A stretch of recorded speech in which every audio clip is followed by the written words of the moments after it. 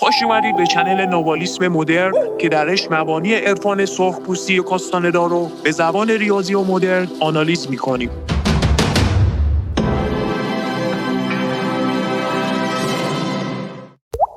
خب بچه‌ها، با شما هستیم و ادامه مبحث پیوند با قصد یا روح. تو این ویدیو میخوام یکم درباره فراخوانی روح صحبت بکنم. اینکه چه شکلی میشه باهاش ارتباط برقرار کرد. بچه‌ها با روح میشه حرف زد خیلی راحت و روح هم میتونه به شما گوش بده. اونم خیلی راحت. یکی از راه‌های فراخوانی و ارتباط با قصد با توجه به مطالبی که گفتیم در مورد کلمه، استفاده از همین گلوگاه برای انتشار یک صوته که دون ملچو میگه با صدای واضح و رسا باید باشه. یعنی شما چنان اکسپلیسیت باشی، صریح باشی در اون خواستت، به اون صراحتت قصد رو جلب بکنه. خیلی نکته مهمی ها. این وقتی خودت مردد باشی بیا مثلا حالا کی چی بگم نگم بشه با مل کن. این یعنی این که اصلا فعلا غلط داری میزنی توی شلوغ قلوبی های پروازگر. اینجا اصلا صدات نمیرسه. با این وجود دون ملچور میگه ثبت میشه. پس یکی از راه‌های فراخوانی و ارتباط با قصد متمرکز شدن با صدای واضح و رساست. یعنی قصدت رو اعلام بکنی با کلمه. حالا میتونی به طبیعت بری گفتگوی درونی تو خب باید کاهش بدی تا حدی و در مورد چشم حالا سوال کردن یه سری مقدماتی رو میتونی رعایت بکنی که اون مقدمات منجر میشه احتمال جلب نظر قصد خیلی بره بالا. واسه همینه که شمنها مراسم آیینی و تشریفاتی ترتیب میدادن برای جلب قصد و هنوز این کارو میکنن. یا اعمالی مثل حرکت چرخشی چشم‌ها در خلاف جهت عقربه‌های ساعت. این تمرین رو تکرار کنید بچه‌ها. در ساعات مختلف روز چشماتون رو در خلاف جهت عقربه‌های ساعت حرکت بدید توی هدفتون. و اما اقسام اینها میتونه باشه. هر عمل قدرتی میتونه باشه ها. دقت بکنید. هر چی میتونه باشه. مثلا میتونه ابداعی باشه. ما حالا بحث رقص اقتدار رو میتونیم بکنیم. میتونیم از اصوات قدرت استفاده بکنیم. اصواتی که الهام میشه به سالک در حالات ابرآگاهی، در حالت رویابینی، مدیتیشن و الی آخر. همچنین استفاده از مانتراها، حرکات جادویی، فالون دافا، یوگا و مانند اینها. اینا همه ابزارهای اقتداری هستند که ازشون میشه استفاده کرد که قصد رو دوباره متمرکز کرد. اصلا نمیشه آدم بفهمی چه شکلی اتفاق میفته. شما اون کلمه رو میگی و یک آن میبینی جلب شدی. موارد حشریات اصلا میره کنار و اون پیونده برقرار میشه. واقعا خود صاحب‌ها هم نمیدونن که چطور اون پیونده برقرار میشه ها. ولی میگم با این حال میشه. یعنی فقط در تجربه میشه یعنی اینقدر من براتون بخوام بگم باز فایده نداره. مگر اینکه خودت عمل کنی. به خصوص اوقاتی از زندگیت که دیگه هیچ راهی نداری، اونجاست که اتفاقا اقتدار جمع میشه، تلمبار میشه که قصد رو بقاپه. و اون مواقع اتفاقا میگن که خواستی که داری از ته دلته، پس بهترین وقت برای قاپیدن توجه قصده. دقت میفرمایید؟ ظاهرا میگن که وقتی شما یک خواسته قلبی دارید فقط یه قدم با برقراری اتصال با تجرید یا روح فاصله دارید. این چیز عجیبیه دیگه. این پس یه چیزی پشتش هست و ما که حالا به تجربه دیدیم. قطعا شما هم دیدید یا باید تجربه کنید و ببینید. اصلا نیاز به این همه حرف نیست. فقط اون عملشه که باید انجام بده. خیلی خوب. گفتم راه‌های دیگری هم هست یا مثل حرکات بدنی خاص. اصلا رقص اقتدار یعنی چی؟ یه پس دیگه. مسیرهای جادویی. خیلی از مردان معرفت بودن که حرکات خاصی داشتن مثل رقص ساکاتیکه دیگه. اونو داستانش رو خوندید توی کتاب حقیقتی دیگر فکر می‌کنم بوده. خود تنسگریتی اون حرکت رو باید خودت کشف بکنی. یه چیزی هستش که خلاصه جلب میکنه قصد رو. یا نگاه خاص یا حتی نحوه نفس کشیدن که تو بحث اراده من بهش باز خواهم گشت. اینا همه مقدماتی هستند که شما اون پیونده رو برقرار کنید، فراخوانی کنید روح رو. همه اینها روح رو میتونن جذب کنن. نشود برای قصد شما پشتش محکم باشه دیگه. در واقع باید یه قصد روشن و شفافت رو برای تماس با نوال به یک طریقی آشکار بکنی. آشکار باید بکنی، بروز بدی. توی دلم گفتم و اینا نیست. اون صراحت رو بهت بده.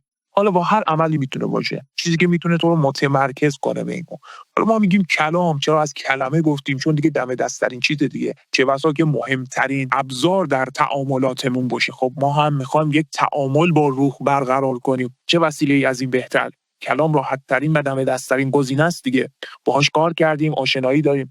حالا فقط بدشانسی که داریم یه خورده عادت شده، تبدیل به عمل شده، چیزی اگه دم دست قرار بگیره دیگه یه جورایی اون ارزشش دیگه به نوعی نادیده گرفته میشه. مثلا اولین باری که گوشی میگیری یا کامپیوتر میگیری چقدر ذوق میکنی، بعد عادی میشه. اما قضیه اینه که اون عادی نشده، اون ارزشش همونه، اون فرمان بیگانه است که تبدیل به عادت کرده.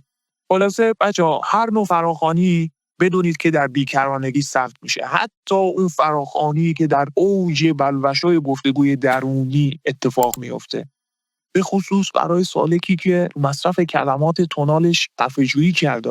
ببین دیگه چقدر اون انرژیش متمرکز میشه روی این قضیه فراخوانی. روح به شما گوش میکنه، اصلا هیچ تردیدی نیست. این برای یک بیننده انرژی که هیچ تردیدی نداره، چون اون میبینه دیگه. ولی خب برای ما یه خورده شک برانگیز عبایه، مگر اینکه این میشه استراتژی باور بدون باور دیگه. یعنی تا جایی که شما تجربه نکردی بگی باشه قصه است، یک موقعیتی فراهم بشه تجربهش بکنی، اون موقع دیگه به باور برسی که آقا جان واقعا یه چنین چیزی هست، چون من تجربه کردم پس شدنیه. و اگر روح خواستت رو اجابت بکنه، یک زمان تونالی صرف میشه تا اون به واقعیت تبدیل شه، یعنی شود جزئی از واقعیت تونال. حالا چه خوب باشه چه بد، هر چی که باشه اجابت بشه میشه واقعیت. در واقع به نوعی داره اشاره میکنه باز به همون تعهداتی که آویزون اون خواستهات هست و تو میخوای مطرح کنی برای روح در فراخوانیت. حالا مواردی هم هستش که گاهی اوقات به ظاهر متضررم میشیم و یعنی میگیم که آقا ای کاش نمیخواستیم مثلا فلان طور بشه، که البته این رو باید در نظر داشته باشید. اگر شما خودتون رو در سطح انرژی یک بیننده ببینید، خودتون رو انرژی ببینید در یک کیهان انرژی، اون موقع میبینید که اون زیانه یک تجربه‌ای هستش که در قالب انرژی در شما ذخیره شده. در واقع اون ضرر و زیان در جهت ارتقای آگاهی شما اتفاقا رخ داده و اون هم دست روح بوده که ما اصطلاحاً بهش میگیم درس روح. درست؟ چون ما گفتیم دیگه هر عملی از همین انتشار کلمه گرفته تا ماوراء اعمال، هر عملی بر جریان انرژی های کیهان اثر میذاره، یک تپ انرژی ایجاد میکنه. اصلا مردم ناخودآگاه چنین میکنن و گاهی اوقات که میبینی در سخت‌ترین شرایط گوز پیچ میشن، دلیلش اینه که خیلی دیگه تداخل ایجاد کردن. اینه که ظاهر محتاط در اعمال خودش همینه، بدونی چی میکنی، بگم حالا مهم نی، حالا مثلا یه چی گفتم دیگه اونم چی شد. نه خیر، چون این نباشه. نکته‌ای که جادوگران کشف کردن اینه که خب همه مردم دارن همین حرکات رو میزنن، همون اعمال رو انجام میدن و جریان‌های انرژی کیهان رو به طور ناخودآگاه دستکاری میکنن. حالا وقتی که من بیننده وقتی این حقیقت انرژتیک رو دیدم، چرا این تغییرات رو آگاهانه و ارادی اعمال نکنم با پذیرفتن تمامی جنبه‌های مسئولیتش؟ حالا بهتون بگم، در واقع جادوگران کهن شاگرداشون رو یه عذاب‌هایی میدادن، یعنی اصلا تحت فشار ریاضت‌های خاصی اینا رو قرار میدادن تا به روح پیشکش بکنن. جادوگران جدید حالا ملایم‌تر عمل میکردن. قدیمی‌ها اون سرخپوست‌های قدیمی مراسمات آیینی خیلی وحشیانه و پیچیده و عجیب غریبی داشتن، جفنگیات شمنی خیلی خاصی داشتن. جادوگران جدید حالا باز یه خورده یه لول آرومتر ملایمتر عمل کردن. در عصر حاضر هم که دیگه تاکتیک‌های مدرن منفرد دیگه داریم، گروهی که دیگه در کار نیست. شما باید تاکتیک خودت رو خودت کشف بکنی. چطور میتونیم دل اسب رو بقاپی به اصطلاح، یا به قول دون ملچور درست مثل اینکه مخ یک دختر رو میخوای بزنی. حالا اصطلاحاً اینجا هم یه همچین چیزیه، بسته به سطح اقتدارت داره. چطور بتونی با ترفندهایی که میزنی، تریک هایی که اعمال میکنی، حالا بهتون خواهیم گفت. بعضی از مبارزا حقه میزنن و قصد رو میقاپن، فقط کافیه تو انرژی و اون اقتدارش رو داشته باشی. ببین چقدر قضیه زرنگ‌بازیه. وقتی پای انرژی در میون باشه زرنگ‌بازیه دیگه، اصلا ساحری یعنی همین. بنابراین ما هم تکنیک‌های مدرن خودمون رو داریم. اصلا به یه موضوعیتی نداره اون تشریفات بیهوده قدیمی که منسوخ شدن. مثلا توی کتاب‌ها هم هست دیگه، یه جا از روحگیر استفاده میکنه دون خوان، یا از تاس‌های پوسته‌ای بزرگ و طبل‌های بومی استفاده میکردن تا این سرخپوستا بیان به طور دستی جمعی روح رو فراخوانی کنند و امثال اینا واقعا نیاز نیستش، به اقتدار شخصی فقط کافیه رجوع کنیم. با این حال نکته‌ای که تا اینجا من بهش پرداختم اینه که کشف ساحران کهن این بوده که آقا جان مهمترین عامل تقویت پیوند با تجرید بی‌عیب و نقصی است و بی‌عیب و نقصی هم تکرار میکنم ربطی به اخلاق نداره. مقصود ذخیره سازی انرژی، به خصوص انرژی جنسی بچه‌ها، ذخیره سازی انرژی به معنای کلی کلمه از تمام ابعادش. این ختم کلام.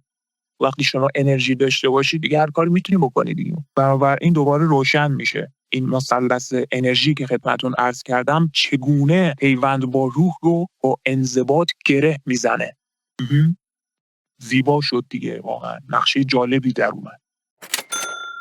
خیلی خب بچه‌ها، امیدوارم که مطالب این ویدیو هم براتون مفید واقع شده باشه. حتما سوالاتتون رو در خصوص پیوند با روح برامون کامنت کنید تا ویدیوهای بعدی مراقب کانال خودتون باشید.